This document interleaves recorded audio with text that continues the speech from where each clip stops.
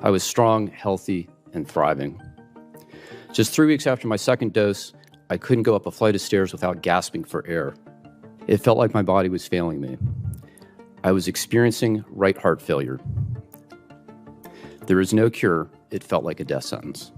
And to understand what happened to my injury, I found researchers who had predicted this was going to happen. It causes cells to grow and divide when they should not. It was published in December 2020, although not widely known, that was causing damage to placenta and to lung. So they knew all of this. They Yes. knew this. Yes. They knew this. Yes. And yet This was they knowable. lied to us. They rolled this out. Billions were made. They called it safe and effective. They mandated it. And they knew this. That is correct, Senator. Our next witness is Dr. Robert Sullivan. Dr. Sullivan is a licensed physician and board-certified anesthesiologist over 20 years of active practice in Maryland. He is here today to talk about his vaccine injury following his COVID-19 injection. Dr. Sullivan. Thank you, Senators. My story is not as bad. The same month I received my first COVID mRNA shot, I was featured in the Wall Street Journal's What's Your Workout column for aerial circus arts. I was strong, healthy, and thriving. Just 3 weeks after my second dose, I couldn't go up a flight of stairs without gasping for air. I became short of breath doing even simple things, walking, standing, even speaking. I had constant chest pressure, arrhythmias, and overwhelming fatigue. I cannot overstate the misery. It felt like my body was failing me. I was experiencing right heart failure. Still, I questioned myself. Was this real or in my head? Then an echocardiogram confirmed the damage. I was relieved that it wasn't imagined and stunned to realize this is how I likely die. The diagnosis was pulmonary hypertension. I had damage and narrowing of the blood vessels in my lungs, restricting blood flow and straining the heart. This isn't like regular high blood pressure. Pulmonary hypertension is usually progressive and fatal even with treatment. There is no cure. It felt like a death sentence. I reported my case to VAERS, the Vaccine Adverse Event Reporting System. Most doctors I know had never heard of it. Fewer understood that it carries mandatory reporting requirements. I was never taught about VAERS in medical school. I'm told it still isn't. Eventually, VAERS collected my medical records. I expected to hear from the FDA or CDC. I never did. I believed in the system. I believed I would be heard. When I wasn't, I channeled that disbelief into collaborating with the British Medical Journal on a report about the system's failures. What I learned is chilling. If you are harmed, you are on your own. I've had to adapt. Maybe some of the novel treatments I tried helped. On the outside, I look fine. I returned to running, even to aerial arts. That brings me joy, but also unease. I've lost half my lung capacity. If I can look this normal while carrying that much damage, how many others are out there suffering silently? In researching my condition, I found the Georgetown scientist who predicted my specific problem. The very same month of the vaccine rollout, he warned that spike protein exposure, whether from the virus or from the shot, could harm the blood vessels in the lungs and placenta. Spike protein itself from the SARS-1 virus, SARS-1, also caused vascular damage in animals. I learned many hospitalized COVID patients developed pulmonary hypertension. Autopsies showed the same kind of lung vessel damage I had. Long COVID patients with persistent breathlessness have the same findings. As in my case, their symptoms improve, but the damage remains. We now know the SARS-CoV-2 spike protein can damage the lungs, heart, and brain in animals. It is toxic, irrefutably so. I know that's uncomfortable to hear. One study found athletes who got mRNA boosters saw drops in aerobic capacity equivalent to aging 5 to 10 years in just 1 week. Why is this? I now see colleagues and patients struggling with daily tasks. Many are limited by unexplained shortness of breath. Could this be a spectrum of vascular damage like what happened to me? These are urgent questions.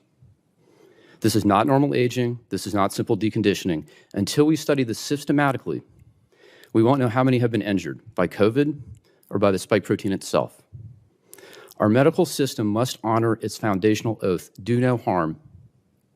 When harm does occur, the right thing is to recognize it, acknowledge suffering, and work to relieve it. Research into safer therapies.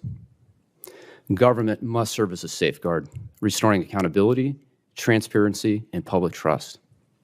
And above all, every medical decision must be grounded in truly informed consent.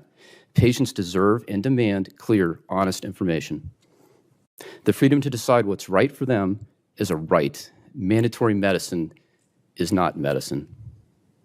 Acknowledgement matters, being seen, heard, and believed. That is the first and perhaps most important step in healing. To others who have been harmed, I see you. While our injuries differ, I understand the suffering and isolation that comes when the system meant to protect you instead abandons you. I believe you. Senator Johnson and members of the committee, thank you for giving us this opportunity to start to heal. On the panel, Dr. Sullivan, outside of your testimony in terms of your own COVID injection, and I call it injection because it's not a vaccine, your own injury, can you enlighten us in terms of the attitude of most doctors when it comes to vaccines, what kind of training, what kind of information they have? And by the way, do you also find it jaw-dropping that a pediatrician would tell a mom when their baby's having seizures, oh, that's perfectly normal after vaccine? I agree that is jaw-dropping. The training for vaccines now is limited to memorizing the schedule. In the preparation for this testimony, I reviewed my historical textbooks about vaccination chapters. And Senator Blumenthal, I want to commend you for really an excellent summary as an attorney about the history of vaccines. I'm actually very enthusiastic about vaccination. Your story about the history of the deaths of smallpox, the lives saved, is convincing. I don't think, I'm not sure I follow your comment. Well, you gave a summary. So the history of vaccines. So I'm actually, it may surprise you, I'm enthusiastic about vaccination. So when we look at the history of vaccination, smallpox was so successful that it's not even on the schedule anymore. It was a success. Then followed vaccinations to bacterial toxoids. That's the DTP vaccines. And then there was vaccination to viruses, MMR. And you talk about polio. That was a great fear in my mother's time. And we know, and I haven't seen these cases. I've seen maybe 2 cases of pertussis in my career, and I read about measles. I've never seen it. I wouldn't recognize these things. So we know from experience it's successful. What we're missing, though, and this is not taught in medical school, is there's a cost to this success. There's a cost of manufacturing the medicine and the research. There's a cost to administer it. And there's the hidden cost of injuries, and we do not know what that is. It is not studied. It's not taught. Senator Johnson, does that answer your question? Sort of. Okay. Sort of. Well, I want to be clear, too, and I'm not vaccine injured. I'm injured by an mRNA therapeutic. And I was very careful in my testimony to use the word shot. So while I have you, because Yes. Again, I was warned early on because I was talking to people highly skeptical of the mRNA. One doctor beside himself, understanding what his colleagues were going to do, inject something into the human body that would turn the human cell into a manufacturing site for something that's toxic to its body. It's like, gee, what could go wrong? Yes. You know, encapsulated in a lipid nanoparticle designed to permeate difficult to permeate barriers like the blood-brain, like the placenta. You knew it wasn't. They knew it wouldn't. They knew it didn't stay in the arm, and yet they lied to us. Oh, they lied to us. That was not told at the time. So again, I would say that a doctor telling Ms. Tommy that a seizure after a vaccination is perfectly normal. No, it is That's a lie. Yes. I mean, it's a jaw-dropping lie. But talk about the spike protein, because what we're hearing now is what I'm seeing is everybody, it's all being blamed on long COVID. You know, the brain fog, it's all about long COVID. No, again, once again, complete state of denial. Well, the nasty part of the coronavirus is the spike protein. Yes. That is the antigen that the mRNA injection cause the body to produce? Yes, it's a Kind of biologically like, active duh, so molecule. maybe it's the vaccine that's causing the brain fog, the neurological injuries, and the death, and the strokes, and the I can't remember what it's called, the lining inside your blood vessels. I mean, that's, I think, your problem, right? Vasculitis, yes. Yeah. Inflammation of So vessels. talk a little bit about what you found out now that you've done your research in terms of the spike protein. And when you've got, at least in the virus, it hopefully would clear, but with the mRNA, it's not real mRNA, it's modified. It's modified to not be destroyed by the body, to keep circulating. And now we have studies that the mRNA, that modified mRNA, it's circulating in the body for months. We haven't done that in much studies to find out how long, but we're finding it in tumors, we're finding it in other autopsy body parts, that type of thing. Can you just talk about that, and then we'll turn it back over to Senator Blumenthal.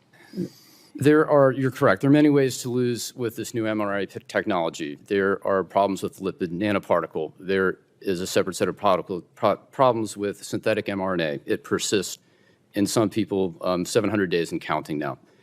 There will always be a problem when you load the instructions to make a protein in that it will present on the surface of the cell and will become a setup for autoimmune disorders.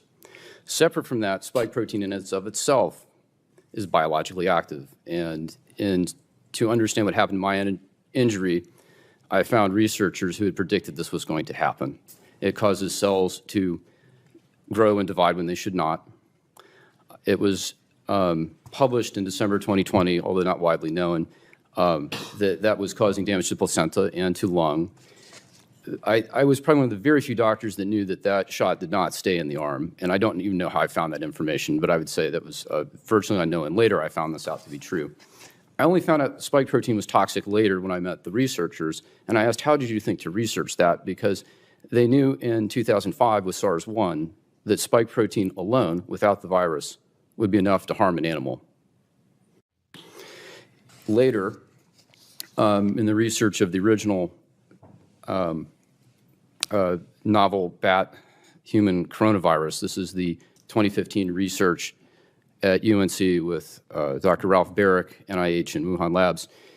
That was the gain of function research, and so they had a SARS virus that became more lethal, more transmissible.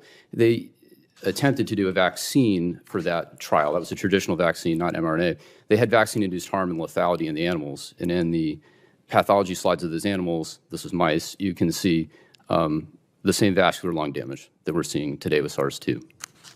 So they knew all of this. They Yes. knew this. Yes. They knew this. Yes.